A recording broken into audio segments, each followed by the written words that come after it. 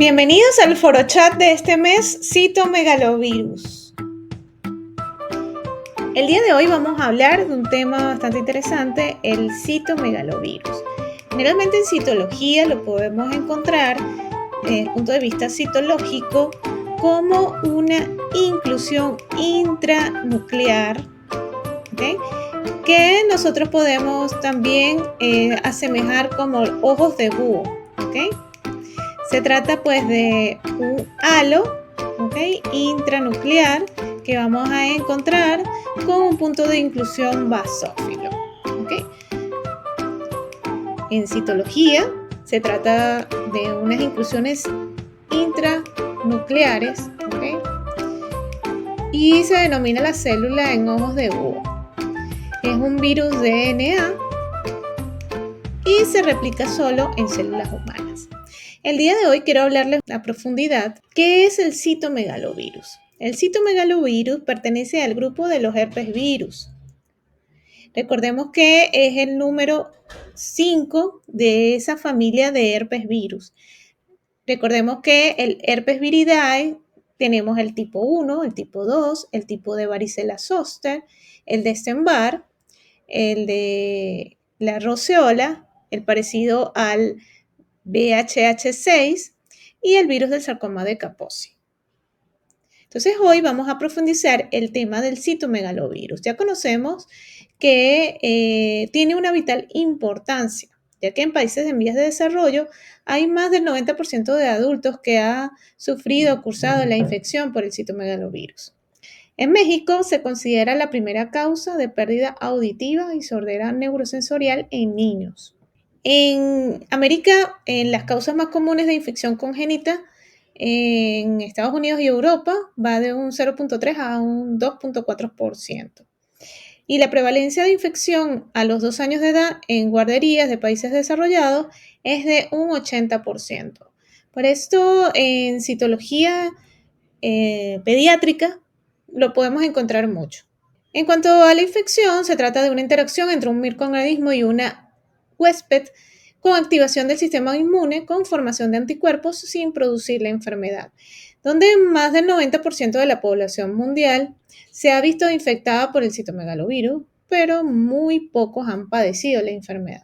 La enfermedad se trata de un estado patológico de un organismo humano que sufre la invasión de un microorganismo virus, donde este último pues ha superado a todos los mecanismos de defensa y le provoca un daño a un tejido o un órgano con ciertas manifestaciones clínicas.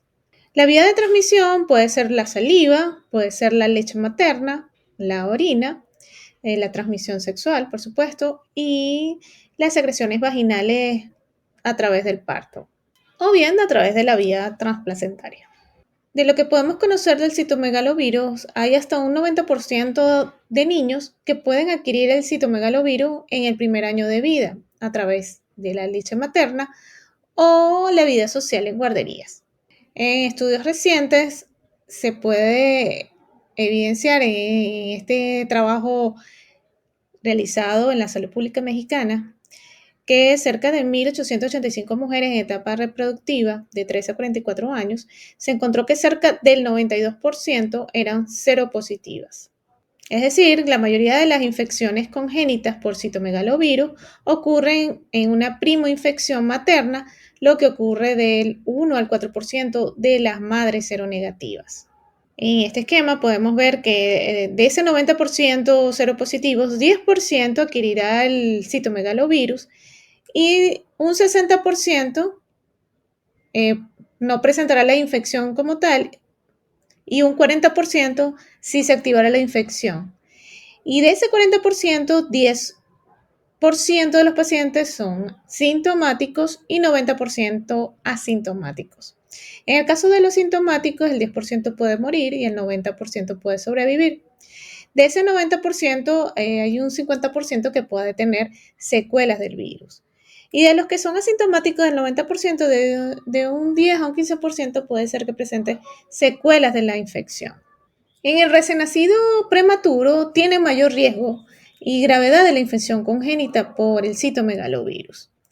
Hay una reactivación también en la infección materna y también porque en estos casos el sistema inmunitario es muy inmaduro y por la transferencia de las inmunoglobulinas maternas. Por lo que el riesgo de infección congénita, de acuerdo al trimestre de la adquisición de la enfermedad, va a ser en el tercer trimestre, un 75%.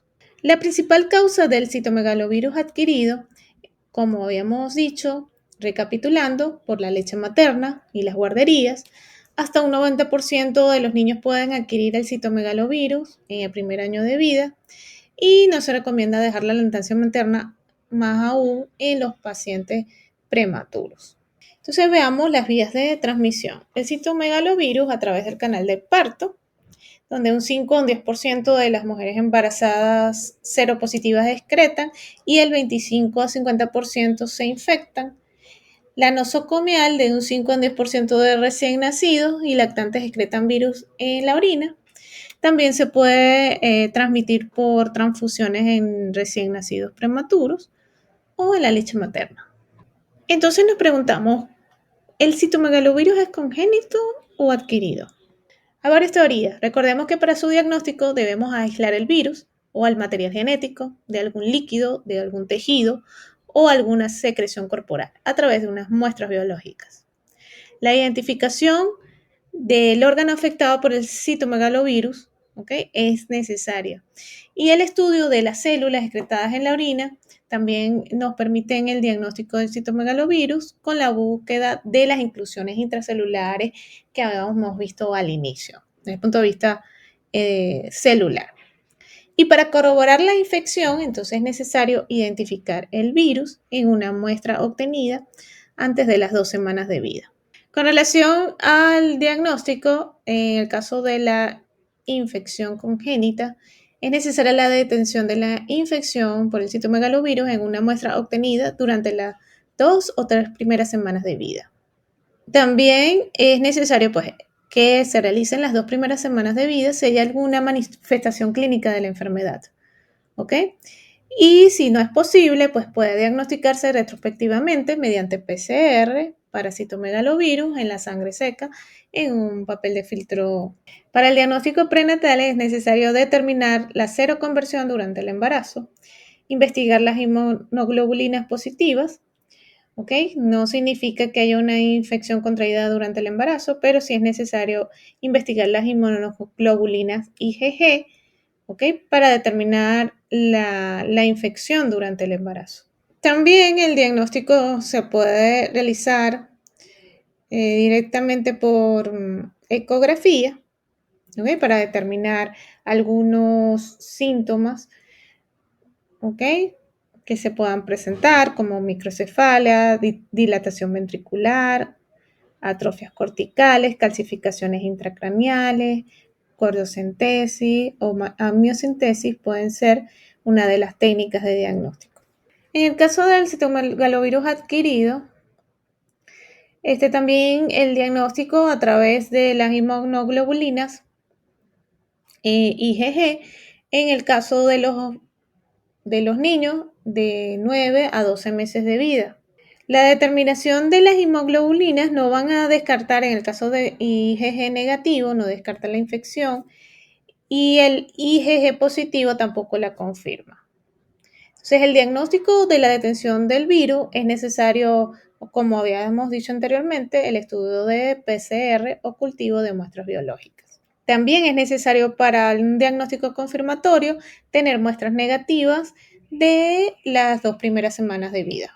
Como habíamos dicho en la anterior, en el caso de citomegalovirus congénito. ¿Bien? Entonces es importante recordar como nota aclaratoria que las inmunoglobulinas contra el citomegalovirus no son diagnósticas, se necesitan pruebas auxiliares. No es necesario que se indique si hay una prima infección o no. Puede persistir el virus durante varios meses, ¿ok? También hay unas altas tasas de falsos negativos y de falsos positivos, ¿ok? Que tienden a confundirse con el virus de Epstein-Barr o Rosciola. Y puede haber una reactivación del virus o una reinfección. Entonces podemos sintetizar que en el caso de congénito, el citomegalovirus deja secuelas a largo plazo, a diferencia del adquirido que hay un cuadro agudo. En ambos casos se deben realizar las pruebas pertinentes. Recordemos entonces las manifestaciones clínicas. Eso va a depender generalmente de la edad, la forma de adquisición y el estado inmunológico del paciente.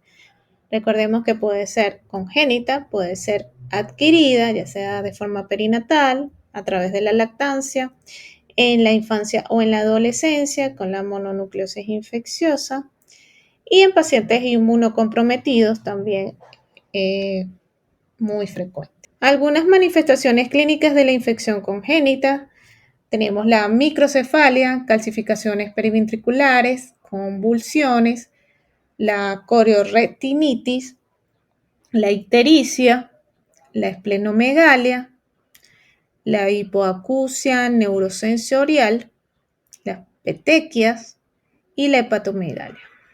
Asimismo, también una de las manifestaciones clínicas son los focos de eritropoyesis extramedular a nivel subtérmico, el efecto de Blackberry Muffin Baby.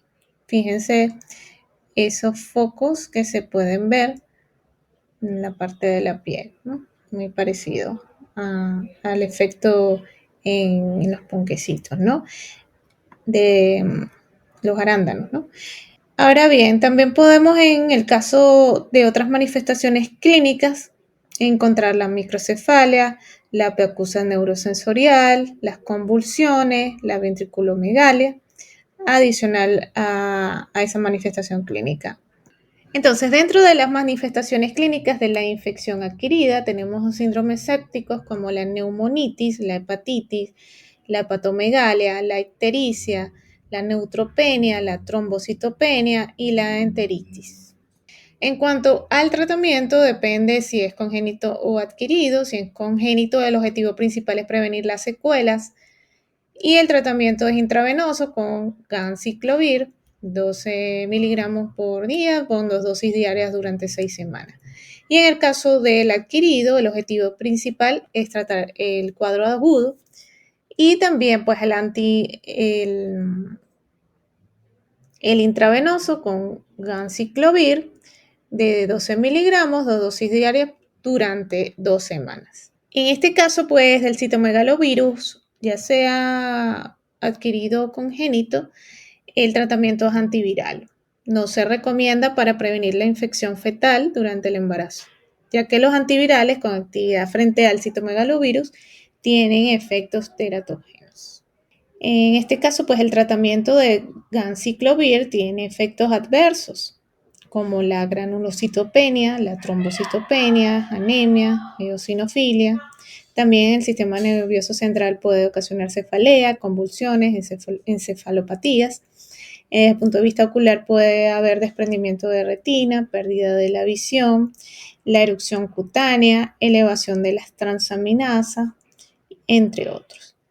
El tratamiento antiviral para el citomegalovirus adquirido debe reservarse solo para aquellos casos más graves, como en los casos de síndrome séptico, las neumonitis con necesidad de oxigenoterapia o asistencia ventilatoria, para las hepatitis colestásicas, para las enterocolitis hemorrágicas, para las meningoencefalitis o riesgos vitales. En el caso del tratamiento del citomegalovirus congénito, puede realizarse en aquellos pacientes recién nacidos sintomáticos con la afectación del sistema nervioso central, como las microcefalias, alteraciones de la neuroimagen, pacientes que tengan PCR positivo para citomegalovirus en el líquido cefalorraquídeo, aquellos que tengan alteraciones citoquímicas en el líquido cefalorraquídeo, en recién nacidos con neumonitis, trombocitopenias significativas, hepatitis, hepatomegalias, esplenomegalias o colitis, si existe afectación multisistémica o riesgo vital. También otro aspecto importante a destacar en el citomegalovirus es que la administración de la inmunoglobulina humana específica para citomegalovirus no ha mostrado beneficios como profilaxis o tratamiento. Dentro de las secuelas del citomegalovirus congénito, extrae el retraso psicomotor, la sordera neurosensorial, los trastornos del aprendizaje y alteraciones visuales. Entonces, para prevenir esta infección de citomegalovirus, podemos tomar en cuenta pues, que las transfusiones de sangre que sean de pacientes con citomegalovirus positivos, se realicen con filtros de leucocitos y que la transmisión de hemoderivados de donantes del citomegalovirus sean negativos. Asimismo, la congelación de la leche materna y el lavado de manos y medidas universales. Espero que esta información les sea de ayuda para entender un poco más la enfermedad y su descarte desde el punto de vista diagnóstico, citológico o molecular. ¿Okay? Porque estos datos nos ayudan, por ejemplo, en el caso de citología, a pensar de acuerdo a los datos clínicos remitidos por el médico tratante. Si se trata de un líquido cefalorraquídeo, podríamos buscar algún tipo de infección por citomegalovirus, o en el caso de alguna punción de hígado o de algunas partes profundas, o bien en algún tipo de secreciones, ¿ok? Y en el caso, pues, como les mencioné, ya estudiar un poco más a profundidad a través de pruebas auxiliares de biología molecular. Entonces, sigamos aprendiendo juntos, ya que el conocimiento es el único bien que crece cuando más se comparte.